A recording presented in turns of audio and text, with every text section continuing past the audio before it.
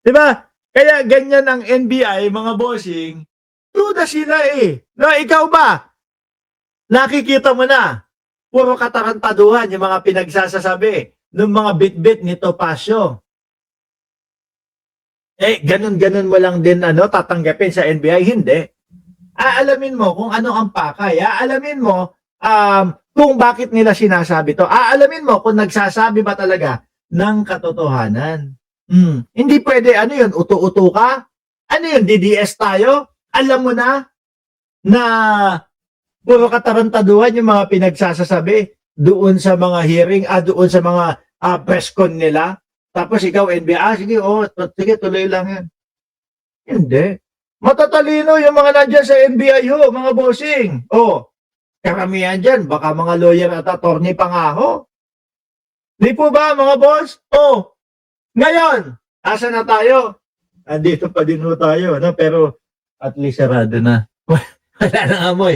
Wala nang amoy at ho, mga kababayan. Nasa na tayo? Naku, tapos na yata. Ito pa. Ito yung kay Topacio. Ni Topacio.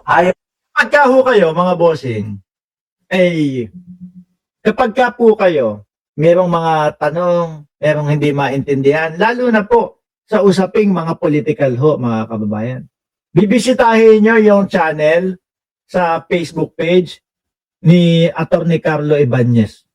Marami kayong matututunan. Ito nga po, tinatalakay niya doon sa kanyang Facebook page, mga bossing, kung tama ba at kung okay lang ba yung sinasabi ni Topacio na ayaw nilang pumayag na hiwa-hiwala yung pag-interview sa 18 marites, mga bossing. Eto, pakinggan nyo ho, mga kababayan. Game! Attorney Topacio, ayaw ipa-interview ng hiwa-hiwalayang 18 Marines.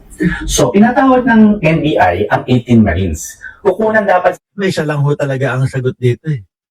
Kinakabahan at natatakot ho, mga boss Chief Amo, sir. Etong kampo nila Topacio.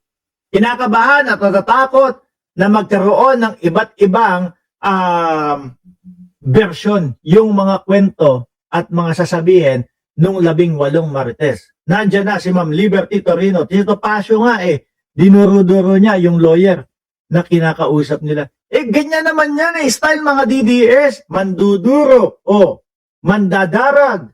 Ganyan lang yan, Ugali na ho nila yan, mga boss. Sila ng hiwa-hiwalay na salaysay. Pero ayaw pumayag ng abogado nila na si Attorney Ferdy Topacio. Hindi daw pwede yun. Tama ba siya? Para sa akin, wala. Normal lang yun. Pero para sa mga DDS, para sa kanila kasi nasabihan nila Topacio at hindi papabor doon sa 18 marites nila. Kumbaga para sa kanila illegal. At para sa kanila masyadong ginigipit. Yan lang naman lagi ang sasabihin ng mga DDS. Ginigipit ninyo ang aming mga kakampi. Ginigipit ninyo. Pagka hindi kampi sa gobyerno, ganyan ang gagawin nyo. Ganyan lang ho yung mga yan. Well, sa totoo lang, walang mali sa pagkuha ng hiwa-hiwalay na statements. Normal yan sa isang investigation. Nakita nyo? Di ba? Pero ngayon, dahil kay Topacio, hindi na ho normal para sa mga DDS. Pag kayo, yung mga DDS, masusubok. Kapag kayo mga nadali ng mga pagbibintangan kayo, ng mga tao, mga kaaway nyo, kunyari, tapos pumunta sa NBI, pumunta sa police station, tapos sinabi, ikaw, etong DDS na to, ginawan ako ng masama nito. Pagka kayo nadali ng ganyan, tapos sasabihin sa inyo, hindi, sige, huli ka na, kulong ka na. Kasi sinabi na ikaw daw ay may ginawang katarantaduhan dito sa tao na to. Pag nadali kayo, sasabihin nyo, mali pala si Topacio, dapat pala, in-interrogate, inalam, kinausap, kinwestiyon muna yung nagsasabi sa akin na ginawan ko ng kamalian. Inalam muna kung nagsasabi ng totoo. Kasi parang ang mangyayari ho niyan, mga bossing, pag ako, may itinuro akong isang tao, sinabi ko, pinagnakawan ako, at susundin natin yung logic ni Topacio at ng mga DDS, kukunin na lang yung tao na yun. No? Kahit hindi inaalam kung nagsasabi ba ako ng katotohanan.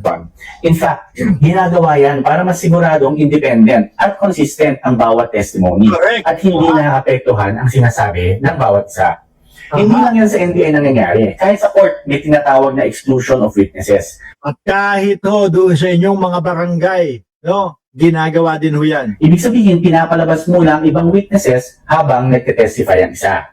Correct. Ginagawa ito para hindi nila marinig ang testimony ng iba at para hindi nila ma-adjust ang kwento nila para tumugma sa sinabi ng iba. Simple lang ang logic eh. Kapag magkakasama ang mga witness bago magsalita, may posibilidad na magka-impluensyahan ang kanilang salaysay. Correct. Yun lang naman yan. Sasabihin nito, ito, ganito ang nangyari. Dinala namin, ganito. Tapos, duduktungan ako siya, ganyan po yung nangyari. Oo, ganito po yung ano. Di mo ba? Nakita nyo nga, magkakasama na sila. Magkakasama na sila. Tinanong yung isa, ilang maleta ang dinala nyo kay Pangulong Bongbong Marcos? Sabi nung isa, 3.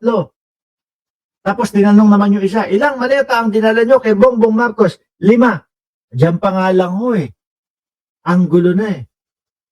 Ngayon, syempre, ang iisipin ng NBI, totoo ba itong mga ito? Tama ba yung mga sinasabi nito? O baka mga nagbibintang lang, baka pagka pinatawag natin yung mga taong pinagbibintangan na itong mga ito, sayangin lang natin yung oras ng mga yun.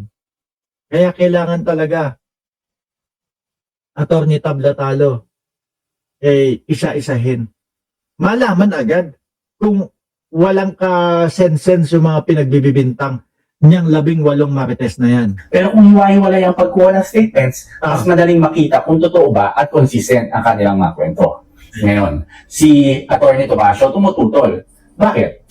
Ano bang kinakatakutan niya? Dahil kung totoo ang sinasabi nila, hindi dapat problema kung magkakahiwalay silang magsalita. Takot, mabisto na hindi lahat alam kung ano yung istorya ho. Takot, mabisto na iba-iba yung mga istorya nung 18 marites ho, mga kababayan. Yun lang ho yun. No? So ngayon mga bossing, matapusin muna natin yung kay Topacio.